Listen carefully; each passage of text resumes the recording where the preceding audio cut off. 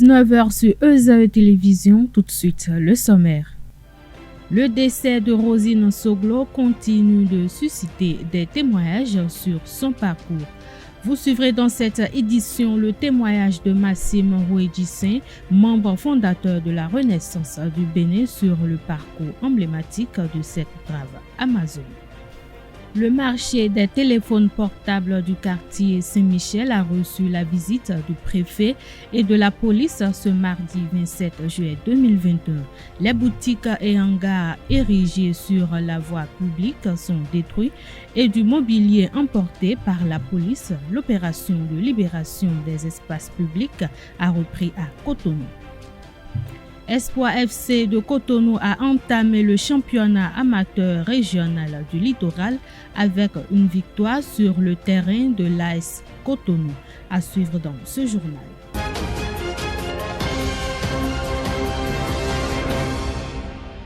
À nouveau, bonsoir.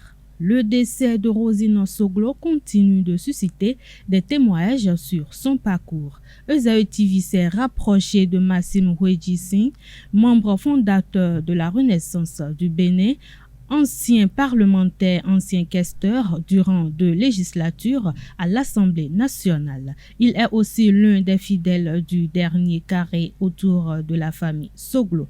Suivons son témoignage au micro d'Abdelkader Achirou. C'est difficile de témoigner, disons, sur une personne comme Madame Rosine Vieira Soglo, qui est immense. Et c'est également difficile de faire un témoignage, disons, sur le tas. C'est un témoignage qu'il faut faire pratiquement toute sa vie, en tout cas en ce qui me concerne. Madame Rosine Vieira Soglo, feu Rosine Vieira Soglo, désormais, est une grande maman, une grande femme. Une femme d'abord intellectuelle, juriste de son état, avocate au barreau de Paris, puis au barreau de Cotonou. C'est une femme qui s'est révélée au peuple béninois à l'avènement du renouveau démocratique lorsque son mari, le respecté président Nicéphore Dieudonné Soglo, est appelé aux affaires. Les Béninois ne la connaissaient pas. Enfin, pas comme femme politique. Elle s'est révélée comme telle. Et donc, c'est d'abord une femme de talent. Une femme qui a défendu la chaîne féminine. Qui a donné tout son sang, toute sa valeur. Toute la valeur, tout le sens qu'il faut à la femme béninoise en particulier et toutes les femmes d'Afrique et du monde. C'est une femme battante, une femme qui travaille sans relâche, nuit et jour. Il faut dire que j'ai fait la connaissance de maman Rosine en 92, lorsque elle devrait mettre sur pied la puissante machine politique appelée la Renaissance du Bénin. Elle a souhaité que je la rencontre, parce que justement, j'étais en ce temps.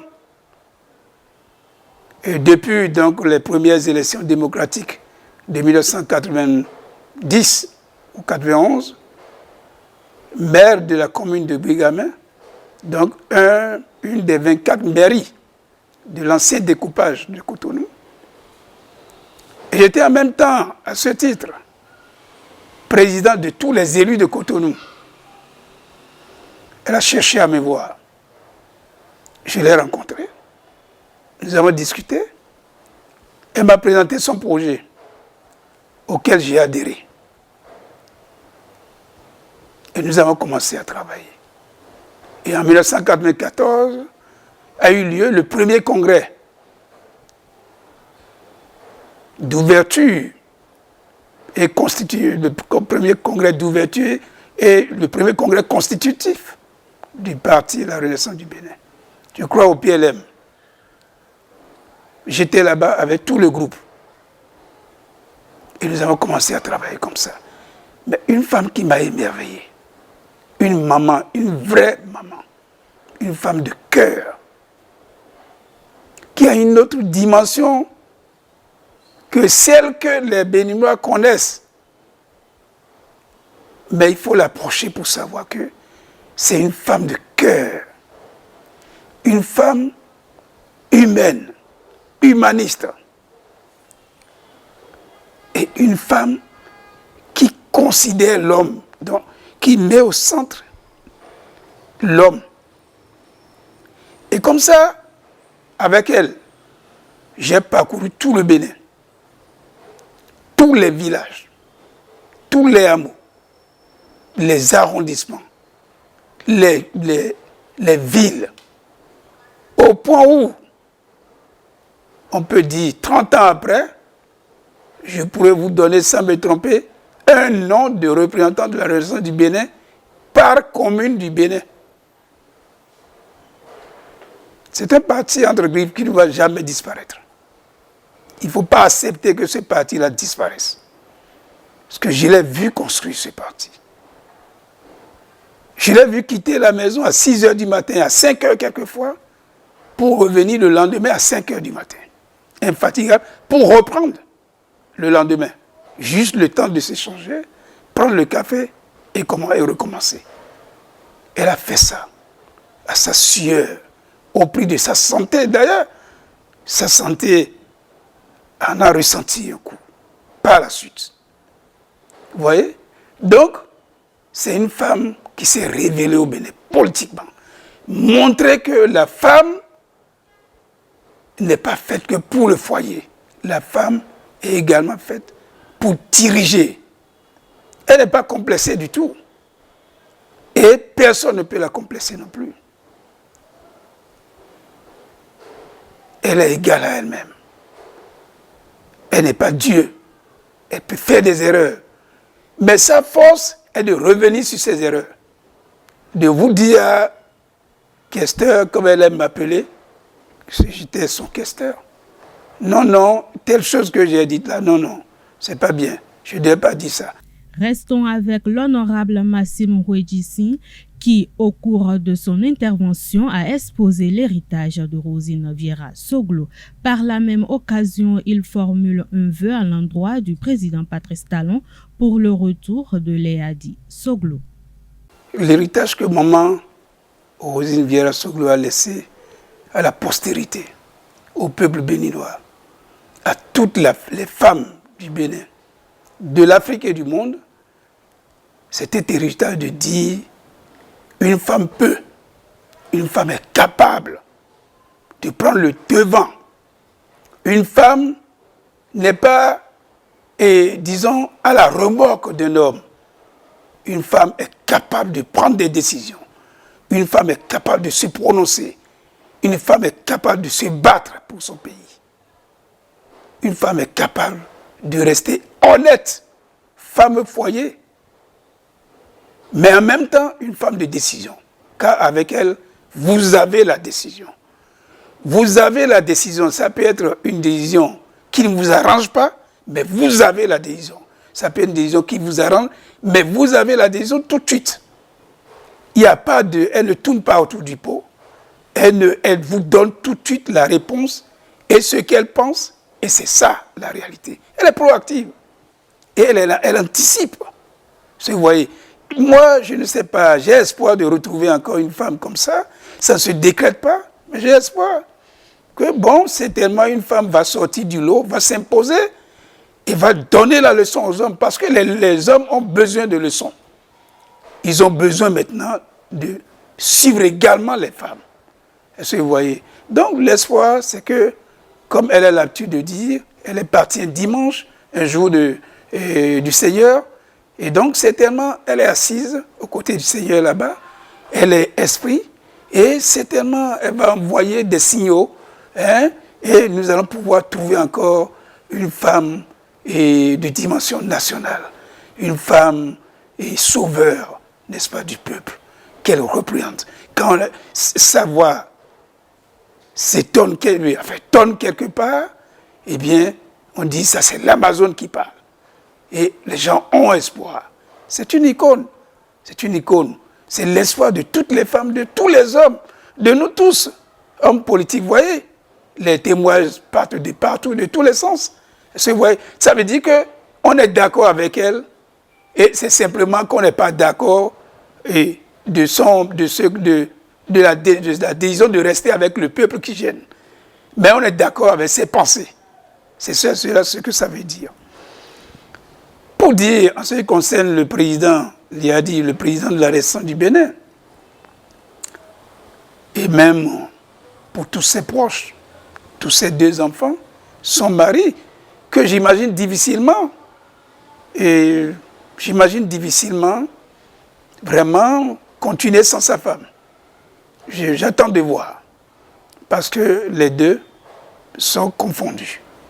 Je ne les ai jamais vus diverger, je ne les ai jamais vus... pour moi, il faut faire un travail, il faut qu'elle, de là-bas, travaille pour que son mari puisse, disons, rester encore un peu.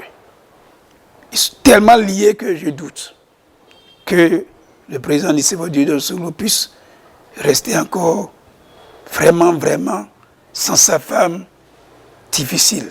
Mais là où elle est esprit, elle va y travailler. Et donc, pour le président Liadi Soglo, bon, nous n'allons pas faire de la politique à cette occasion. Comme l'homme, Dieu dit, homme, je t'ai fait Dieu, le gardien de mon temple. Si nous pensons que Dieu nous a fabriqués à son image et que c'est lui qui nous a donné la respiration, le pardon est une force. Dans les 10 commandements, il y a le pardon. Nous pouvons pardonner. La République peut pardonner. Le chef de la République peut pardonner. Parce qu'il s'agit de la mort. Nous sommes tous mortels. Personne ne sait quand ça va venir. Personne n'est plus fort que la mort. Et donc, la mort réunit les gens. La mort réunit les gens. Je crois que je compte sur le président de la République qui est un frère, qui est un fils de cette famille, qui est un frère, qui est un fils du roi Webanya, qui est d'Abomey, comme Liadi Soglo. Je crois que si la décision, doit venir de lui, il prendra la décision pour dire, mon frère, je te pardonne, mon jeune frère. Suivons à présent le témoignage de quelques citoyens béninois sur le vécu de l'ex-première dame. Je vous invite à suivre ce micro-trottoir de Alessandre Rodono. C'est une figure emblématique de l'histoire politique de notre pays. Elle était au front. À travers la plupart des grands événements, on l'a vu se défendre corps et âme la démocratie béninoise. Donc c'est une Amazone qui nous quitte. Une Amazone au sens plein du mot, pour son engagement, pour sa combativité. Je ne l'ai pas côtoyée physiquement comme ça, mais j'ai eu beaucoup d'échos favorables d'elle, notamment sa forte présence aux côtés de son cher mari, Dieudonné Soglo, lorsqu'il présidait à la tête de ce pays-là. Elle a beaucoup fait des propositions, si bien que même on l'a tassée parfois de dame de fer. Elle était pratiquement dans le secret des choses en ce temps-là. Mais moi, je me disais que c'était de la bonne guerre, parce que la finalité, c'était de porter le Bénin au plus haut niveau. Et je pense qu'elle l'a fait. Elle l'a fait vaillamment. On peut lui reprocher d'autres choses. Aucune œuvre humaine n'est parfaite, mais elle a accompli jusqu'au bout sa mission. Et c'est ça qu'il faut retenir. Et elle constitue aussi un modèle pour les femmes qui s'engagent aujourd'hui dans le domaine politique, qui s'engagent aujourd'hui dans le domaine social. Parce que ce qu'on oublie de Rosine Soglo, c'est aussi un être très social.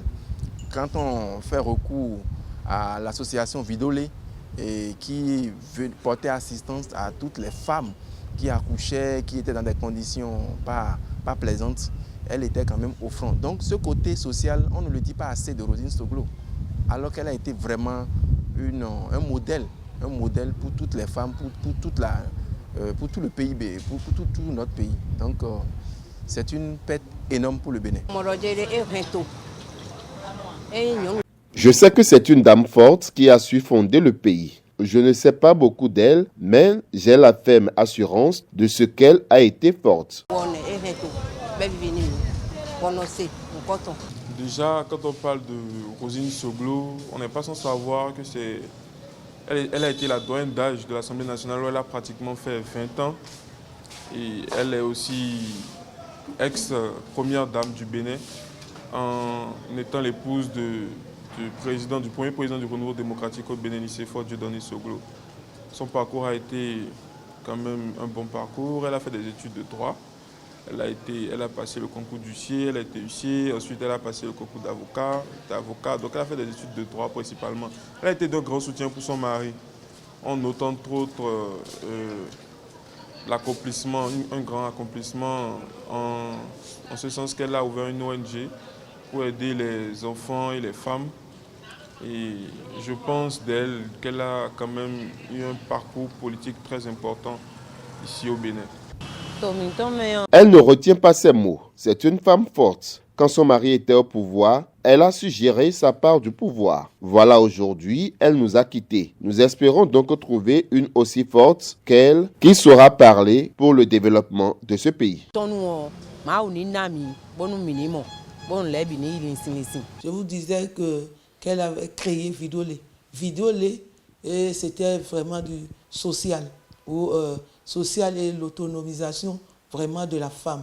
Mais hélas, quand la vieille est partie, Justine Chaudaton est partie, et maman Rosine aussi n'avait plus tellement de force pour militer, il n'y avait plus personne pour vraiment continuer cette lutte. Les bacheliers de nationalité béninoise titulaires d'un bac étranger obtenu cette année 2021 et âgés de 21 ans au plus au 31 décembre 2021 peuvent se rapprocher de la Direction générale de l'enseignement supérieur. Un guichet de réception de leur dossier est ouvert en vue de les prendre en compte dans le cadre du classement des nouveaux bacheliers dans les établissements de formation des universités publiques du Bénin. Le ministre de l'Enseignement supérieur et de la Recherche scientifique, à travers un communiqué en date du mardi 27 juillet 2021 et signé de son directeur de cabinet, a porté l'information à la connaissance du public. Selon ce communiqué, la réception des dossiers se déroulera du lundi 2 au vendredi 6 août 2021 de 9h à 11h. Les bacheliers concernés devront constituer un dossier contenant une copie de l'acte de naissance, un certificat de nationalité, l'original plus une copie du relevé de notes, une copie de l'attestation de dépôt de demande d'authenticité du diplôme de baccalauréat et un formulaire à retirer à la DGES. Le marché des téléphones portables du quartier Saint-Michel a reçu la visite du préfet et de la police ce mardi 27 juillet 2021. Les boutiques et hangars érigés sur la voie publique sont détruits et du mobilier emporté par la police. L'opération de libération des espaces publics a repris à Cotonou et ces commerçants qui sont revenus occuper le domaine public en font les frais. Carles Kitomé a vécu l'opération à Saint-Michel. Suivez plutôt son récit. Des boutiques saccagées par un bulldozer, des étalages écrasés, des mobiliers et des marchandises détruits ou embarqués, des policiers qui chassent les vendeurs et des réparateurs de portables, des colonnes d'agents de la police républicaine et de la police municipale qui maintiennent l'ordre.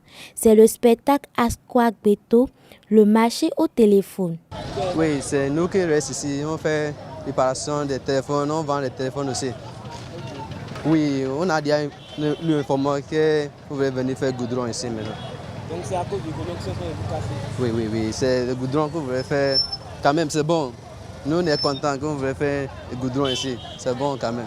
Et ceux qui sont en train de vous casser, vous avez dit qu'ils viendront aujourd'hui vous casser? Oui, on a déjà dit, mais on n'a pas dit que c'est aujourd'hui même qu'on va venir casser. Mais quand même, c'est bon, comme c'est le goudron qu'on voulait faire. Mais on ne veut pas dire quelque chose comme c'est le goudron qu'on voulait faire. C'est bon. C'est bon, oui. Oui, on avait déjà perdu beaucoup de marchandises, mais notre boutique, tout, c'est cassé. On a tout cassé, mais nous on est contents que le goudron va passer ici. C'est bon. Là, nous va bien vendre parce que les clients vont venir maintenant beaucoup. Parce que s'il y a goudron ici maintenant, nous va contents qu'on va bien vendre. Cette opération est menée sous la direction du préfet du département du littoral. Ces commerçants sont au désarroi. Comment on va arranger nos trucs avant leur arrivée? Vous-même, vous voyez, tous les riz, les choses sont cassées et les autres prennent le truc, taper les choses. On n'est pas d'autre ailleurs pour aller. Vous voulez, non? Hein? On n'est pas d'autre. Si vous pouvez nous aider pour trouver au moins une petite place pour qu'on reste, maman là, on est plein sur lui. C'est elle ce qui nous. Qu'est-ce que vous faites ici? On vend, oui, alimentation générale. Là. On vend du riz, les choses sucres, les choses. Ce n'est pas nous qui vendons l'essence. Il y a certaines qui sont parties, certaines sont cassées, huile, tout. C'est les places. Voilà, la table est déplacée là. Mais on ne refuse pas. Si vous pouvez nous trouver d'autres, oui, on ne savait pas. Vous ne savez pas plus bien? Non. Les Béninois ont du mal à se conformer à la loi pour éviter ce genre de spectacle. Après le domaine en face du ministère des Affaires étrangères, bien d'autres quartiers reçoivent les bulldozers depuis quelques jours, mais il semble que cela ne suffit pas pour discipliner certains Béninois. À présent, l'actualité hors de nos frontières à travers la page Inter. Laurent Gbagbo a été reçu ce mardi 27 juillet par Alassane Ouattara, le chef de l'État ivoirien. Il s'agit de leur première rencontre depuis le duel de la présidentielle de 2010 qui avait débouché sur une crise meurtrière. La rencontre s'est déroulée au palais présidentiel d'Abidjan et a duré 1 heure. Laurent Gbagbo a prié le président Ouattara d'intervenir pour la libération des détenus liés à cette crise. Ouattara, quant à lui, a déclaré que la crise est derrière eux. Au Cameroun, le procès du journaliste Amadou Famoulke est reporté pour le 24 août 2021. Cela fait 5 ans que le journaliste est aux mains de la justice camerounaise. Une audience a eu lieu le lundi 26 juillet sans qu'aucune condamnation n'ait été prononcée par la justice. Testés ou vaccinés, les voyageurs internationaux devront prendre le mal en patience pour se rendre aux États-Unis. Les frontières américaines resteront pour l'heure fermées aux visiteurs, a annoncé lundi 26 juillet la Maison-Blanche en invoquant la propagation rapide du variant Delta, ce malgré les appels à la réciprocité des Européens.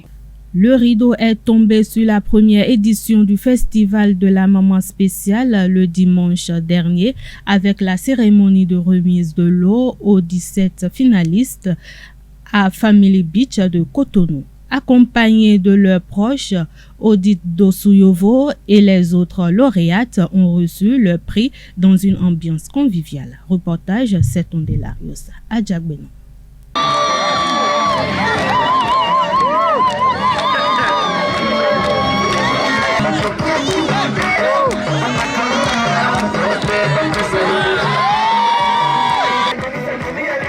Cette ambiance gaie et conviviale vient de donner le clap de fin du premier festival de la Maman Spéciale. Une apothéose qui a démarré par le partage d'une agape festive entre les 17 finalistes, accompagnés des membres de leur famille et l'équipe de Milwaukee.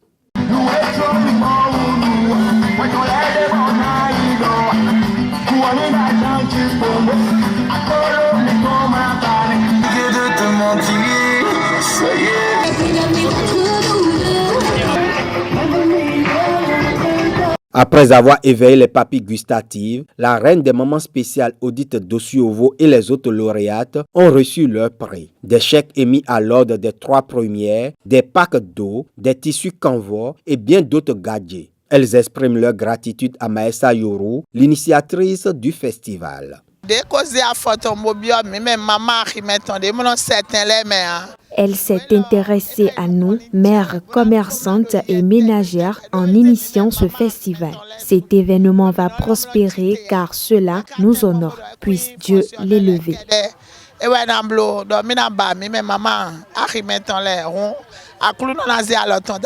Je remercie aussi le club Miracle qui fait beaucoup d'efforts pour les mamans et qui nous a égayés. On était contentes et puis c'était bien quand même, c'était très bien. On était choyés par elle, que Dieu la bénisse et merci beaucoup pour tout. Comblés, les moments spéciaux prennent l'engagement d'accompagner la directrice de Miyake afin de rendre le festival plus attractif à chaque fête des mères. Je l'apprécie beaucoup et je dis aussi aux autres mamans que ce qu'elle a fait, que c'est bon, qu'on doit la soutenir.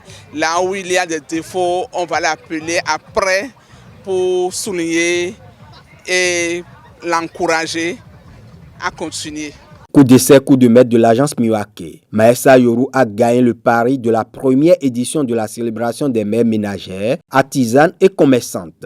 C'est bien évidemment l'épilogue de la première édition du festival de la Maman Spéciale. Je suis comblée, je suis heureuse, je suis très contente d'ailleurs de voir ces mamans repartir avec un large sourire aux lèvres. Merci à tous les organisateurs, oui, parce que vous avez organisé cette première édition avec moi. Merci aux sponsors, merci à toutes les personnes qui ont contribué de près ou de loin. Comme un symbole de la réussite du premier festival de la Maman Spéciale, les participantes ont gratifié la promotrice. Rendez-vous en 2022 pour l'épisode 2. Longue vie aux mamans spéciales! Sport dans cette édition, Espoir FC de Cotonou a entamé le championnat amateur régional du littoral avec une victoire sur le terrain de l'AS Cotonou. Erickson Djossou et son coéquipier ont dominé leurs adversaires 2-1 ce mardi au stade René Pleven de Cotonou pour le compte de la première journée. Gafari Yessoufou, l'entraîneur d'Espoir et son homologue de l'AS Cotonou, Alexis Messin, ont fait la lecture du match tout en affichant les ambitions de leurs équipes.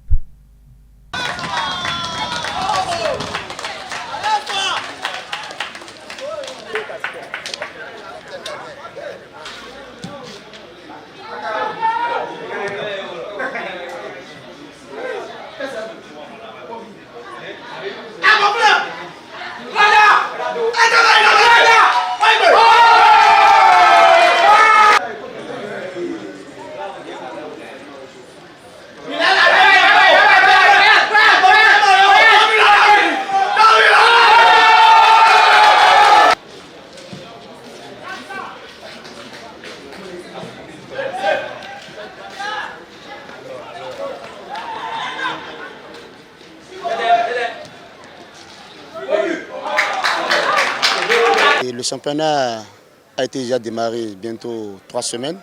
Nous sommes à notre premier match par rapport au début du championnat. On a gagné 2-1, mais dans l'ensemble c'est pas mal. Mais on dit que quand il y a encore à faire, rien n'est encore fait. Je félicite seulement les joueurs qui ont pu faire le mieux d'eux-mêmes pour qu'au prochain match, on ira encore en avant. Espoir de Cotonou vient de très loin. Donc nous étions en D3, on est descendu en régional. Notre objectif maintenant c'est de remonter encore pour repartir et être dans la cour des grands. Ce qui n'a pas marché, c'est juste qu'en première mi-temps, les enfants étaient frustrés parce que pour la totalité de nos enfants, c'est leur première participation à une compétition. Donc en deuxième mi-temps, ils sont rentrés dans le jeu, ils ont joué, on a eu des occasions, on n'a pas pu concrétiser. En première, quand on était dans notre doute, on avait déjà encaissé 2. Mais en deuxième partie, on s'est efforcé, on a pressé, on n'a pas pu marquer, c'est aussi ça le foot. Les objectifs d'AS Cotonou, comme toujours, c'est viser la première place. C'est l'équipe amateur de la grande équipe professionnelle. Et comme l'équipe professionnelle veut toujours aller plus haut, comme l'indique le symbole de l'AS Cotonou, l'équipe amateur, malgré que c'est la première participation, on n'est pas là pour faire pied de figure. fin de cette édition. Merci de votre aimable attention. Passez une excellente soirée. Bonsoir.